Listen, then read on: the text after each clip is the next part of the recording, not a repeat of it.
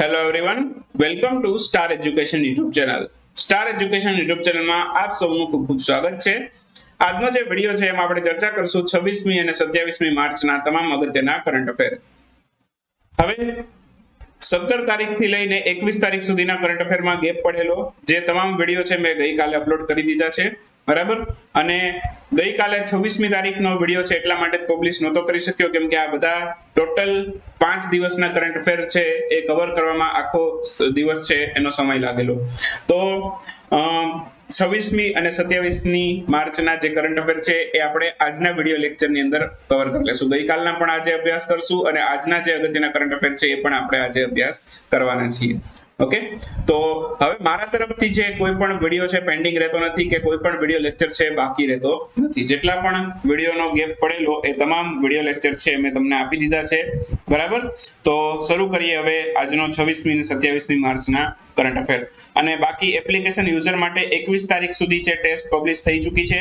તો 21 તારીખ સુધી 21 માર્ચ સુધી તમે ટેસ્ટ આપી શકો છો અને બાકીની જેમ જેમ પબ્લિશ થતી જશે એમ એપ્લિકેશનમાં નોટિફિકેશન મુકાતી જશે. તો નોટિફિકેશન ચેક કરતા રહેવાનું, બરાબર. 21 માર્ચ સુધીની અત્યારે ટેસ્ટ અવેલેબલ છે. ઓકે, અને જેમ જેમ અવેલેબલ થતી જશે એમ તમને નોટિફિકેશન મૂકવામાં આવશે. પીડીએફ બધી જ અપલોડ થઈ ચૂકી છે, તો પીડીએફ છે તમે ડાઉનલોડ કરી શકો છો, બરાબર. આગળ જતા પહેલા આપણી ટેલિગ્રામ ચેનલને પણ જોઈન કરી શકો છો. ટેલિગ્રામમાં પણ તમને થોડી ઘણી અપડેટ મળતી રહેશે, તો ટેલિગ્રામ ચેનલને પણ જોઈન કરી શકો છો. માત્ર સ્ટાર એજ્યુકેશન લખી ટેલિગ્રામમાં સર્ચ કરશો એટલે આ પ્રકારે ટેલિગ્રામ ચેનલ મળી જશે. બાકી આપણી એન્ડ્રોઈડ એપ્લિકેશન પણ હવે આવી ગઈ છે પ્લે સ્ટોરની અંદર. માત્ર પ્લે સ્ટોરમાં જઈ તમારે સર્ચ કરવાનું સ્ટાર એજ્યુકેશન બાય હાર્દિક છાટબાર, આ પ્રકારના લોગો વાળી આપણી ઓફિશિયલ એપ્લિકેશન તમને મળી જશે. કરંટ અફેરનો કોર્સ આપણે પબ્લિશ કરી દીધો છે, બરાબર. અપ ટુ ડેટ છે આ કોર્સ. 199 રૂપિયા પ્રાઇસ છે. છેલ્લા 1 વર્ષની કરંટ અફેરની ઈ મેગેઝિન મળશે. આ ઉપરાંત ફેબ્રુઆરી મહિનાથી ટેસ્ટનો ઓપ્શન આપણે અવેલેબલ આપ્યો છે, તો ટેસ્ટ પણ આપી શકશો ફેબ્રુઆરી 2022 થી. ડેઈલી કરંટ અફેરની સાથે સાથે તમને યુનિટ ટેસ્ટ આપવા મળશે. આ ઉપરાંત તમને દરેક વિડીયોની પીડીએફ પણ મળશે. તો આ બધું જ તમને 6 મહિનાની વેલિડિટી માટે મળે છે. વિડીયો લેક્ચર તો અહીંયા પણ ફ્રીમાં છે. સાથે સાથે તમારે ઉપરાંત પીડીએફ અને ટેસ્ટ આપવાની સુવિધા જોઈતી હોય તો 199 રૂપિયામાં 6 મહિના માટે તમે આ કોર્સ ખરીદી શકો છો. તો 199 રૂપિયા પ્રાઇસ છે અને 6 મહિનાની વેલિડિટી મળશે. ઉપરાંત ભારતનું બંધારણ છે, બરાબર, એની પણ પ્રાઇસ 199 રૂપિયા રાખી છે. 6 મહિનાની વેલિડિટી છે. આમાં તમને પીડીએફ ડાઉનલોડ કરવાનો કે પ્રિન્ટ કરવાનો ઓપ્શન નહીં મળે. તમે પીડીએફ છે અને ટેસ્ટ છે એ તમે એપ્લિકેશનના માધ્યમથી આપી શકશો, બરાબર, બંધારણનું. ખાલી કરંટ અફેરમાં જ આપણે ડાઉનલોડ કરવાની પ્રિન્ટ કાઢવાની ફેસિલિટી આપીએ છીએ, બાકી કોઈમાં નહીં મળે. ઓકે, 47 વિડીયો લેક્ચરની અંદર ભારતનું બંધારણ કવર કરેલું છે. ઓલમોસ્ટ કમ્પ્લીટ થઈ ચૂકેલું છે. ખાલી ટેસ્ટ અપલોડ કરવાની બાકી છે, તો એ પણ આવનારા દિવસોની અંદર થઈ જશે. ઓકે, ત્યારબાદ ગુજરાતી વ્યાકરણ અને કમ્પ્યુટરનો કોર્સ અત્યારે રનિંગ છે, તો એ પણ તમારે પરચેસ કરવો હોય તો રનિંગ છે એટલા માટે પ્રાઇસ 99 રૂપિયા રાખી છે. આમાં પણ 6 મહિનાની વેલિડિટી મળશે, તો બંનેની પ્રાઇસ 99 રૂપિયા છે. આ પણ તમારે પરચેસ કરવું હોય તો કરી શકો છો, બરાબર. બંનેની 6 મહિનાની વેલિડિટી મળશે. વિડીયો ટેસ્ટ પીડીએફ આમાં પણ મળતી રહેશે, પણ આમાં પણ તમારે ફોનના માધ્યમથી જ બધું જોવાનું રહેશે, બરાબર. તમે પ્રિન્ટ નહીં કાઢી શકો કે એને ડાઉનલોડ પણ નહીં કરી શકો. ચાલો શરૂ કરીએ આજનો વિડીયો 26મી માર્ચના કરંટ અફેર. સૌથી પહેલો ક્વેશ્ચન આજના વિડીયોમાં. હાલમાં જ દેવેન્દ્ર ઝાંઝરિયા એમને નીચેનામાંથી કયો પુરસ્કાર છે એનાથી સન્માનિત કરવામાં આવેલું છે? તો દેવેન્દ્ર ઝાંઝરિયા છે ને એમને પદ્મભૂષણ પુરસ્કાર મળેલો છે, તો ઓપ્શન બી આપણો આન્સર થશે. હાલમાં જ દેવેન્દ્ર ઝાંઝરિયા છે પદ્મભૂષણ પુરસ્કારથી એમને સન્માનિત કરવામાં આવેલું છે. અને પદ્મભૂષણ પુરસ્કાર મેળવનાર તેઓ સૌથી પહેલા પેરા એથ્લીટ બન્યા છે. સૌપ્રથમ પેરા એથ્લીટ જેમને પદ્મભૂષણ પુરસ્કાર મળેલો હોય એમનું નામ શું છે એવું પૂછે તો દેવેન્દ્ર ઝાંઝરિયા. યાદ રાખજો, પેરા એથ્લીટ છે, બરાબર, એટલે કે દિવ્યાંગ વ્યક્તિઓની જે રમતો હોય છે એમાં એ ભાગ લે છે. તો બાકી વાત કરું તો એમના વિશે 2004ની અને 2016ની જે સમર ઓલિમ્પિક હતી એમાં એમણે ભારતને ગોલ્ડ મેડલ અપાવેલો 2004 અને 2016માં. 2020ના જે ટોક્યો ઓલિમ્પિક હતા, પેરા ઓલિમ્પિકની વાત થાય છે, ઓલિમ્પિક નહીં, અહીંયા સમર ઓલિમ્પિક નહીં પણ સમર પેરા ઓલિમ્પિક, બરાબર. તો 2004 અને 16ના જે પેરા ઓલિમ્પિક હતા એમાં એમણે ગોલ્ડ મેડલ મેળવેલો. એવી જ રીતે ટોક્યોમાં જે પેરા ઓલિમ્પિક હતા એમાં એમણે સિલ્વર મેડલ મેળવેલો. બરાબર, તો આ બધું જ યાદ રાખશું દેવેન્દ્ર ઝાંઝરિયા વિશે. આ ઉપરાંત અવની લાખેરા છે, પેરા શૂટર છે, એમને પદ્મશ્રી પુરસ્કારથી સન્માનિત કરવામાં આવેલું એ પણ યાદ રાખીશું આપણે. સ્પોર્ટ્સના ખેલાડીઓ છે તો એ આપણે યાદ રાખીશું. આ ઉપરાંત સૌપ્રથમ ભારતીય ખેલાડી જેમણે પેરા ઓલિમ્પિક રમતની અંદર 2 મેડલ મેળવેલા હોય, બરાબર, તો એ પણ કોણ છે? અવની લાખેરા. સૌપ્રથમ ભારતીય ખેલાડી છે તેઓ કે જેમણે પેરા ઓલિમ્પિકની અંદર છે 2 મેડલ મેળવેલા હોય, બરાબર. પેરા ઓલિમ્પિક રમતમાં ગોલ્ડ મેળવનાર પણ તેઓ સૌથી પહેલા મહિલા છે, તો એ પણ આપણે યાદ રાખીશું અવની લાખેરા વિશે. પેરા ઓલિમ્પિક રમતની અંદર ગોલ્ડ મેળવનાર સૌથી પહેલા મહિલા પૂછે તો પણ અવની લાખેરા. પેરા ઓલિમ્પિક રમતની અંદર છે 2 મેડલ મેળવનાર એકમાત્ર મહિલા પૂછે, બરાબર, તો પણ અવની લાખેરા. ઓકે, ચાલો એના પછીનો ક્વેશ્ચન છે વિંગ્સ ઇન્ડિયા 2022 નું આયોજન કયા સ્થળે કરવામાં આવેલું છે? તો વિંગ્સ ઇન્ડિયા 2022 છે, બરાબર, આ સમિટનું આયોજન કરવામાં આવેલું છે તેલંગાણાના હૈદરાબાદ ખાતે. તો ઓપ્શન સી આપણો આન્સર થશે. હાલમાં જ તેલંગાણાના હૈદરાબાદ ખાતે છે આ વિંગ્સ ઇન્ડિયા સમિટ છે એનું આયોજન કરવામાં આવેલું છે. વિંગ્સ ઇન્ડિયા 2022 તેલંગાણાના હૈદરાબાદમાં આયોજન થયેલું છે. આયોજન કોણે કરેલું છે? એક તો ફિક્કી અને બીજું નાગરિક ઉડ્ડયન મંત્રાલય, બરાબર. ફિક્કી અને નાગરિક ઉડ્ડયન મંત્રાલય બંને દ્વારા મળીને આનું આયોજન કરવામાં આવેલું છે, બરાબર. આની થીમ પૂછી શકે તમને તો India @75 new horizon for aviation industry. તો આ એની થીમ છે, થીમ પણ આપણે યાદ રાખીશું. આનું આયોજન 24 થી 27 માર્ચ દરમિયાન કરવામાં આવેલું છે, બરાબર. તો આજે આનું સમાપન છે, બરાબર, આજે આનો લાસ્ટ ડેટ છે.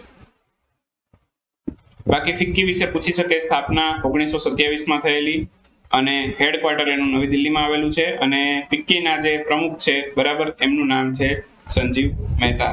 જે અધ્યક્ષ છે એ કોણ છે? સંજીવ મહેતા, ફિક્કીના અધ્યક્ષ છે, બરાબર. અને હિન્દુસ્તાન યુનિલિવર છે, બરાબર, એના પણ તેઓ એમડી અને સીઓ છે. એમડી અને સીઓ છે હિન્દુસ્તાન યુનિલિવરના સંજીવ મહેતા, બરાબર. તો આ પણ યાદ રાખશું. ચાલો એના પછીનો ક્વેશ્ચન છે તાજેતરમાં Indian psychiatrist society national conference એનું આયોજન કયા સ્થળે કરવામાં આવેલું? તો આનું આયોજન છે, બરાબર, એ કરવામાં આવેલું છે હાલમાં જ વિશાખાપટ્ટનમ ખાતે. તો આન્સર આવશે વિશાખાપટ્ટનમ, ઓપ્શન એ. હાલમાં જ Indian psychiatrist society national conference એનું આયોજન આંધ્રપ્રદેશમાં થયેલું વિશાખાપટ્ટનમ ખાતે. તો જોઈ શકો છો આંધ્રપ્રદેશના વિશાખાપટ્ટનમ ખાતે આનું આયોજન કરવામાં આવેલું, બરાબર. થીમ આની પૂછી શકે તમને, તો થીમ યાદ રાખીશું બ્રાઇટિંગ માઇન્ડ્સ કનેક્ટિંગ જનરેશન. તો એની થીમ છે. અને આ વખતે 2022 ના રોજ કેટલામી આવૃત્તિનું સંસ્કરણ છે? તો કે 73મી આવૃત્તિનું આયોજન કરવામાં આવેલ છે, અથવા 73મું સંસ્કરણ છે. એના પછીનો બહુ મસ્ત ક્વેશ્ચન છે સુરક્ષા કવચ 2 આ યુદ્ધ અભ્યાસ છે, બરાબર, એનું આયોજન કયા સ્થળે કરવામાં આવેલું? સુરક્ષા કવચ 2 નામનો જે યુદ્ધ અભ્યાસ છે એનું આયોજન પુણેમાં કરવામાં આવેલું, બરાબર. તો આન્સર આવશે ઓપ્શન બી, પુણે. તો સુરક્ષા કવચ 2 નામનો જે યુદ્ધ અભ્યાસ છે મહારાષ્ટ્રના પુણે ખાતે કરવામાં આવેલો છે. કોની વચ્ચે આ યુદ્ધ અભ્યાસ થયેલો છે? ભારતની થલસેના અને મહારાષ્ટ્રની પોલીસ, આ બંને વચ્ચે આ યુદ્ધ અભ્યાસનું આયોજન કરવામાં આવેલું છે. અને ભારતીય સેના, બરાબર, ઇન્ડિયન આર્મી, એના કયા ડિવિઝને આ યુદ્ધ અભ્યાસનું આયોજન કરેલું છે? તો અગ્નિબાઝ ડિવિઝન છે એમણે આનું આયોજન કરેલું છે. આ ખાસ યાદ રાખશું, કયું ડિવિઝન? અગ્નિબાઝ ડિવિઝન. ઓકે. અને આનો ઉદ્દેશ શું છે? તો કે આતંકવાદનો સામનો કરવા માટે આર્મી અને પોલીસ દ્વારા હાથ ધરવામાં આવેલી કવાયત છે. આ કવાયતનો ઉદ્દેશ શું છે? આતંકવાદનો સામનો કરવો, બરાબર. આર્મી અને પોલીસ છે બંને દ્વારા મળીને એટલા માટે આ કવાયત કરવામાં આવી છે. ચાલો એના પછીનો બહુ અગત્યનો ક્વેશ્ચન છે ઉત્તર પ્રદેશના મુખ્યમંત્રી યોગી આદિત્યનાથ એમણે કેટલામી વખત શપથ ગ્રહણ કર્યા મુખ્યમંત્રી તરીકે? તો યોગી આદિત્યનાથ છે એમણે બીજી વખત શપથ ગ્રહણ કર્યા છે. મારા ખ્યાલથી આવો ક્વેશ્ચન બધાને આવડે, બરાબર. તો ઓપ્શન એ આપણો આન્સર થાય. હવે ક્વેશ્ચન એવો પૂછી લે ને તમને કે ભાઈ ઉત્તર પ્રદેશમાં કેટલામી વિધાનસભાની ચૂંટણી હતી, બરાબર, ત્યાં આપણને પરસેવો છૂટી જાય. તો 18મી વિધાનસભાની ચૂંટણી હતી ઉત્તર પ્રદેશની અંદર. અને કુલ કેટલી બેઠકો માટે યોજાઈ હતી? તો કે 403 બેઠક માટે. 403 બેઠક માટે આ ચૂંટણી યોજાઈ હતી. એમાં વિજેતા કોણ બન્યું? બીજેપી. બીજેપીને કેટલી મળી? તો કે 255. બરાબર. હવે હારેલા વ્યક્તિઓને આપણે યાદ રાખવાની જરૂર નથી. જે વિજેતા બન્યા એની સીટો આપણે યાદ રાખશું. બીજેપીને 255 મળી. કુલ કેટલી હતી? 403. અને કેટલામી વિધાનસભાની ચૂંટણી હતી ઉત્તર પ્રદેશમાં? તો કે 18મી વિધાનસભાની ચૂંટણી હતી. બરાબર. અને યોગી આદિત્યનાથ છે, બરાબર, એમણે બીજી વખત મુખ્યમંત્રી તરીકે શપથ પણ ગ્રહણ કરી લીધા. શપથ કોણ લેવડાવે? જે તે રાજ્યના રાજ્યપાલ. ત્યાં કોણ છે ઉત્તર પ્રદેશમાં? તો કે આનંદીબેન પટેલ, એમણે શપથ લેવડાવેલા. બસ આટલું યાદ રાખો, ઘણું થઈ ગયું. ચાલો આગળ જશું. હાલમાં જ છે international day of solidarity with detained and missing staff member. એની ઉજવણી ક્યારે થઈ હતી? તો આ 2 દિવસ પહેલા 25 માર્ચે હતો આ દિવસ. International day of solidarity with detained and missing staff member, એની ઉજવણી 25મી માર્ચે કરવામાં આવી. તો ઓપ્શન બી આપણો આન્સર થશે. બરાબર. અટકાયતી અને ગુજરાતી કરીએ તો એવું કંઈક થાય કે અટકાયતી અને ગુમ થયેલ સ્ટાફ સભ્યો માટેનો આંતરરાષ્ટ્રીય દિવસ 25મી માર્ચે ઉજવાયો. 25મી માર્ચે બીજો એક અગત્યનો દિવસ છે, નામ થોડુંક લાંબુ છે. International day of remembrance of the victim of slavery and the transatlantic slave trade. તો આની ઉજવણી પણ 25મી માર્ચે થાય છે, જેનું ગુજરાતી કંઈક એવું થાય, ગુલામી અને ટ્રાન્સ એટલાન્ટિક સ્લેવ ટ્રેડનો ભોગ બનેલા લોકોની યાદ માટેનો આંતરરાષ્ટ્રીય દિવસ. તો આ એનું ગુજરાતી થાય છે. એની સૌથી પહેલી વખત ઉજવણી 2008માં કરવામાં આવેલી. સંયુક્ત રાષ્ટ્ર આ દિવસ ઉજવે છે અને આની થીમ રાખવામાં આવી છે આ વર્ષ માટેની, stories of courage, resistance to slavery and unity against racism. તો આ એની થીમ છે. થીમ પણ આપણે યાદ રાખીશું. બરાબર. તો બસ આટલું આમાંથી યાદ રાખવાનું છે. ચાલો એના પછીનો અગત્યનો પોઈન્ટ, બાંગ્લાદેશનો સ્વતંત્રતા દિવસ, એની ઉજવણી ક્યારે થઈ? બાંગ્લાદેશનો સ્વતંત્રતા દિવસ છે એ 26મી માર્ચે ઉજવવામાં આવેલો. તો આન્સર આવશે ઓપ્શન બી, 26મી માર્ચ. હાલમાં 26મી માર્ચ છે ત્યારે બાંગ્લાદેશનો સ્વતંત્રતા દિવસ ઉજવવામાં આવેલો. તો ઓપ્શન બી આપણો આન્સર થશે. 26 માર્ચ 2022 ના રોજ બાંગ્લાદેશનો કેટલામો સ્વતંત્રતા દિવસ છે? 51માં સ્વતંત્રતા દિવસની ઉજવણી કરવામાં આવેલી. બાંગ્લાદેશ છે, બરાબર, એ આઝાદ ક્યારે થયેલું અથવા તો બાંગ્લાદેશની રચના ક્યારે થઈ? તો 26મી માર્ચ 1971 પાકિસ્તાનમાંથી અલગ થઈ અને એક બાંગ્લાદેશ છે એક નવો દેશ બનેલો. બાકી ભારત બાંગ્લાદેશ વચ્ચે એક મૈત્રી સેતુ બ્રિજ છે જે ભારતનું ત્રિપુરા રાજ્ય અને બાંગ્લાદેશને જોડે છે. તો આ પણ યાદ રાખીશું. પ્રશ્ન ઘણીવાર પરીક્ષામાં પૂછાઈ ગયો છે, કદાચ આવનારી પરીક્ષામાં આવી શકે. અર્થ અવર ડે ની ઉજવણી ક્યારે કરવામાં આવે છે? અર્થ અવર ડે છે ને એ માર્ચ મહિનાનો ચોથો શનિવાર હોય ત્યારે ઉજવાય છે. માર્ચ મહિનાનો કયો? ચોથો શનિવાર. આ વખતે 26મી માર્ચે હતો, તો આ વખતે 26મી માર્ચે ઉજવાયો. બરાબર. આજે 27 તારીખ રવિવાર છે અને એની પહેલા શનિવાર 26મી માર્ચે હતો અને માર્ચ મહિનાનો ચોથો શનિવાર હતો. તો અર્થ અવર ડે ક્યારે ઉજવાયેલો? તો કે 26મી માર્ચ. તો હાલમાં જ અર્થ અવર ડે છે એની ઉજવણી કરવામાં આવેલી. દર વર્ષે છે માર્ચ મહિનાનો જે અંતિમ શનિવાર હોય, બરાબર, અંતિમ શનિવાર, ખાસ ચોથો નહીં પણ અંતિમ, ક્યારેક એવું હોય માર્ચ મહિનામાં 5 શનિવાર પણ આવે, તો એમાંથી જે અંતિમ શનિવાર હોય ત્યારે ઉજવાય. તો માર્ચ મહિનાનો જે અંતિમ શનિવાર હોય ત્યારે આની ઉજવણી કરવામાં આવે છે. બરાબર. એવું નહીં યાદ રાખતા કે ચોથો શનિવાર, અંતિમ શનિવાર જે હોય માર્ચ મહિનાના કેલેન્ડરનો એ ક્યારેક 5મો પણ અંતિમ આવી શકે, તો એટલા માટે. બરાબર. તો માર્ચ મહિનાનો અંતિમ શનિવાર હોય ત્યારે આ ઉજવાય છે. હવે આની ઉજવણી કઈ રીતે કરવામાં આવે? 1 કલાક માટે છે ઇલેક્ટ્રિસિટી છે એને બંધ રાખીને આની ઉજવણી કરવામાં આવે. ભારતીય સમય પ્રમાણે છે રાત્રિના 8:30 થી લઈને 9:30 સુધી છે, બરાબર, ઇલેક્ટ્રિસિટી બંધ રાખી અને વિશ્વના મોટાભાગના દેશો છે એમાં વીજળીની બચત કરવાના હેતુથી આ દિવસની ઉજવણી કરવામાં આવે છે. બરાબર. સૌથી પહેલી વખત આ દિવસની ઉજવણીની શરૂઆત 2007માં ઓસ્ટ્રેલિયાના સિડની ખાતેથી કરવામાં આવેલી હતી. બરાબર. અને આ વખતની આની થીમ યાદ રાખીશું, શેપ અવર ફ્યુચર. શેપ અવર ફ્યુચર આ એની થીમ છે. થીમ પણ આપણે યાદ રાખીશું. બસ આટલું યાદ રાખો, ઘણું થઈ ગયું આમાંથી. બરાબર. ચાલો એના પછીનો બહુ જ અગત્યનો ક્વેશ્ચન છે, નરસિંહપેટ્ટાઈ નાગસ્વરમ, આને જીઆઈ ટેગ મળેલો છે. આ કયા રાજ્યની પ્રોડક્ટ છે? તો આ એક સંગીત વાદ્ય છે, એ તમને જણાવી દઉં, અને આ તમિલનાડુની પ્રોડક્ટ છે. તો ઓપ્શન બી આપણો આન્સર થશે. નરસિંહ પેટ્ટાઈ નાગ સ્વરમ છે એને જીઆઈ ટેગ મળેલો છે, બરાબર. અને વર્ગ 15 ના સંગીત વાદ્યોની શ્રેણીની અંદર છે આને જીઆઈ ટેગ આપવામાં આવેલો છે, વર્ગ 15 ના સંગીત વાદ્યોની શ્રેણીમાં, બરાબર. આ તમિલનાડુમાં કયા જિલ્લામાં જોવા મળે છે, તો કયા શહેરમાં જોવા મળે છે, તો તમિલનાડુના કુંભકોનમ ગામ છે, કુંભકોનમ ગામ, ત્યાં જોવા મળે છે આ સંગીત વાદ્ય, બરાબર. આ ટાઈપનું વાદ્ય છે, બરાબર. આકાર છે, બરાબર, એનો નળાકાર હોય છે, બરાબર. અને છેલ્લે તળિયેથી તમે જોવા જાવ તો ઘંટડી જેવો આકાર ધારણ કરે છે, બરાબર. આ કલાકારો છે, બરાબર, એ નાગસ્વરમ નામ છે એનું, પણ કલાકારો એને પરિનાગસ્વરમ પણ કહેતા હોય છે ઘણી વાર. તો પરિનાગસ્વરમ કયો કે નાગસ્વરમ કયો, બરાબર. નરસિંહ પેટ્ટાઈ નાગસ્વરમ પણ કહી શકાય, બરાબર. એને જીઆઈ ટેગ મળેલો છે. ઓકે. અને બાકી વાત કરું તો આનું જે લંબાઈ છે એ કેટલી છે, લંબાઈ આની છે 2.5 ફૂટ, બરાબર. 2.5 ફૂટ, 2.5 ફૂટ, બરાબર. આ ખાસ યાદ રાખીશું. ચાલો ચર્ચા કરીએ હવે આજના ક્વિક ન્યૂઝની. ક્વિક ન્યૂઝમાં સૌથી પહેલો ક્વેશ્ચન આજના વિડીયોમાં, હાલમાં જ છે ભારતના કયા આઈઆઈટીએ એક્વા મેપ વોટર મેનેજમેન્ટ ની સાથે મળીને એક પોલિસી સેન્ટરની સ્થાપના કરી છે? તો ભારતનું કયું આઈઆઈટી છે જેણે એક્વા મેપ વોટર મેનેજમેન્ટની સાથે મળીને આ કાર્ય કરેલું છે? તો આ આઈઆઈટી મદ્રાસ સાથે મળીને કરેલું છે. તો આન્સર આવશે આઈઆઈટી મદ્રાસ. ચાલો એના પછી તાજેતરમાં માર્ચ 2022 દરમિયાન આરબીઆઈએ ઉત્તર પ્રદેશની કઈ બેંકનું લાયસન્સ રદ કર્યું છે? તો માર્ચ 2022 દરમિયાન આરબીઆઈએ ઉત્તર પ્રદેશની જે બેંકનું લાયસન્સ રદ કર્યું છે એમનું નામ છે પીપલ્સ કોઓપરેટિવ બેંક લિમિટેડ, અને કાનપુરમાં આવેલી છે. ઉત્તર પ્રદેશની બેંક છે, ઉત્તર પ્રદેશના કાનપુરમાં આવેલી છે. હાલમાં જ કઈ બેંકે ગ્રીન ડિપોઝિટ પ્રોગ્રામ લોન્ચ કર્યો છે? તો ડીબીએસ બેંક છે, એમણે ગ્રીન ડિપોઝિટ પ્રોગ્રામ લોન્ચ કર્યો છે. સીધા ક્વેશ્ચન છે, અહીંથી ડાયરેક્ટ ક્વેશ્ચન આવી શકે, તો આમાં વધારે ડિટેલમાં ઉતરવા જેવી કઈ વસ્તુ છે નહીં, કે સમજવા જેવું કઈ છે નહીં.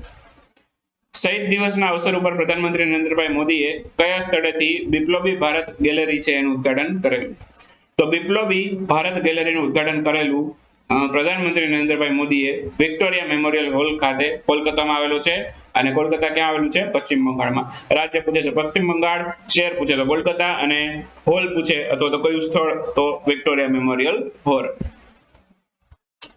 ચાલો એના પછીનો ક્વેશ્ચન છે, હાલમાં જ ભારતના નાગરિક ઉડ્ડયન મંત્રાલય દ્વારા છે 2025 સુધીમાં નવા કેટલા એરપોર્ટ બનાવવા અંગે જાહેરાત કરવામાં આવી છે?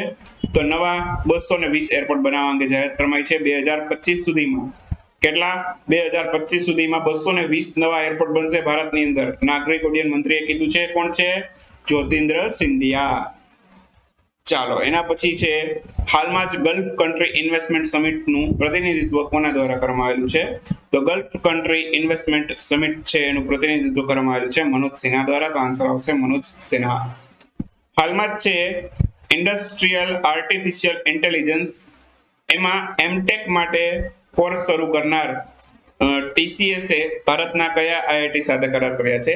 તો ઇન્ડસ્ટ્રીયલ આર્ટિફિશિયલ ઇન્ટેલિજન્સ એમાં એમટેક નો કોર્સ શરૂ કરવા માટે ટીસીએસ એ ભારતના કયા આઈઆઈટી સાથે કરાર કર્યા છે? આઈઆઈટી મદ્રાસ સાથે જ કરાર કર્યા છે.